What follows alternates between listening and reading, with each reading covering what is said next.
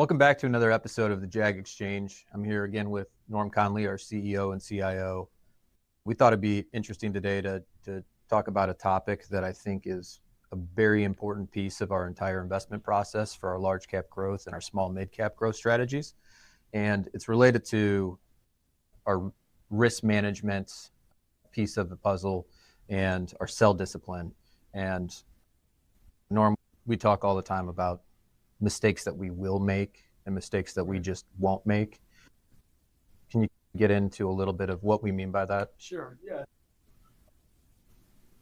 We manage a focused group, usually 30 to 40 stocks in our large cap growth strategy. And we're going to make mistakes. We always have, and we always will. But we want to do our best to keep the impact of those inevitable mistakes as small as possible. And that's where our sell discipline comes in. And really, a big part of our sell discipline is not only keeping mistakes small, but not compounding mistakes. In the old days, when I was a rookie in the industry, there was a saying that some of the other more senior financial advisors had. And if the stock went down that they had recommended, they'd say, I called Jim, as to use an example, and I said, don't be sore, let's buy more. And so the idea of it is we all grow up and learn. We want to sell high and buy low. And when it comes to individual stocks, there's this temptation. We buy a stock at, say, $50 a share, and something bad happens, and the stock 6 months later is at $25 a share. And so there's a human impulse to, boy, I don't really want to admit that I made a mistake of analysis. And so I probably don't want to sell the stock. I bought it up here, and now it's trading down here. I definitely don't want to sell it because that would involve admitting to myself, or if you're a professional in the industry like we are, you'd have to admit to clients that you made a mistake and lost money on that position. So there's also a tendency or a temptation to do the following thought process.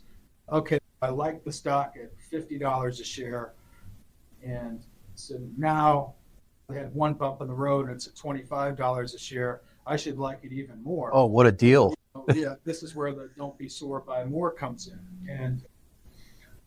And professionals, in my experience, are particularly vulnerable to that because here's how it works from a professional context. You have hundreds of man hours in some cases invested in really understanding a company.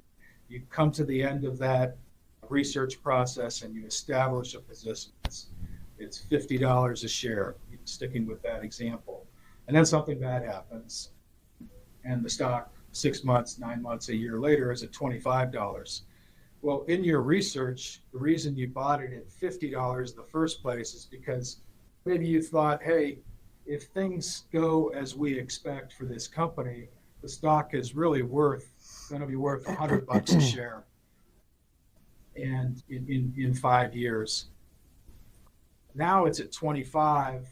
We rerun our model, and redid our analysis, and really not too much has changed.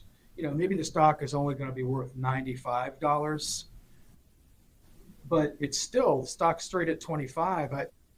We not only should buy more, we should buy a lot more. And sometimes that works. There are portfolio managers who incorporate averaging down or buying more of a position that's fallen in value, and they do a great job of it. But in my experience, they're few and far between. And so let me just play that out, what I've seen happen over my career many times, which is why we don't average down, is going back to that $50 stock, it's down to 25. You've done the analysis. You think that the stock is worth 95 on a 5-year horizon.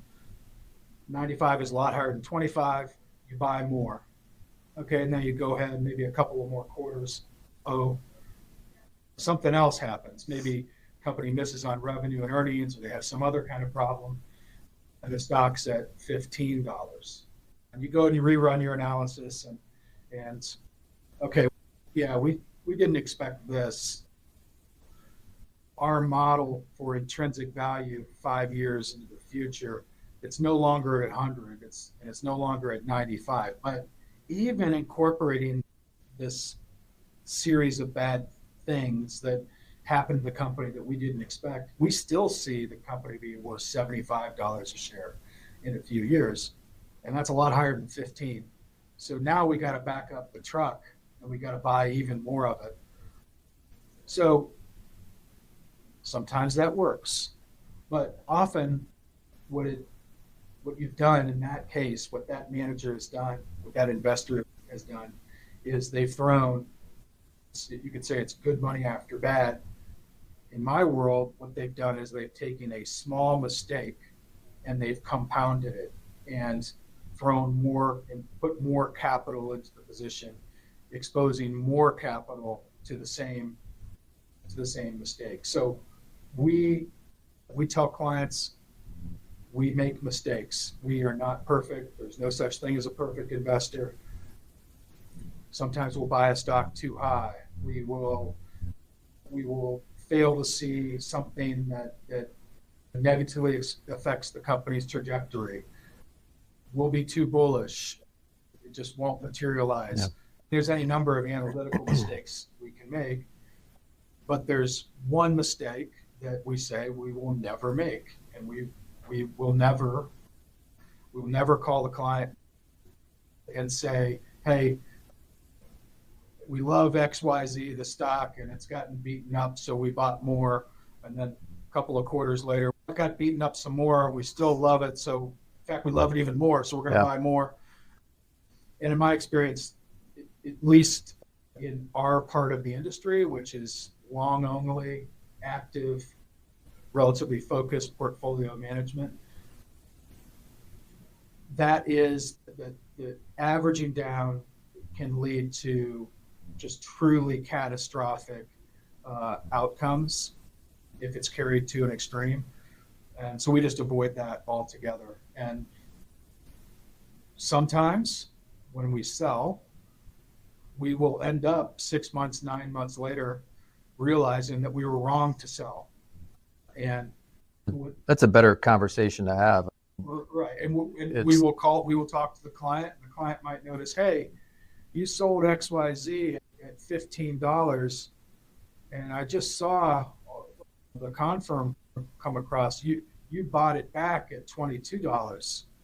And that's, first of all, it does humble you when that happens. But second of all, I'm more than happy to explain that sort of mistake.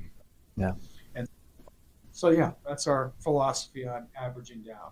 No, that's great. I appreciate it. And I know anytime we have the conversations with prospective clients and clients, it resonates with them and it hits home. I think it makes a lot of sense. So thank you. Great. Thanks.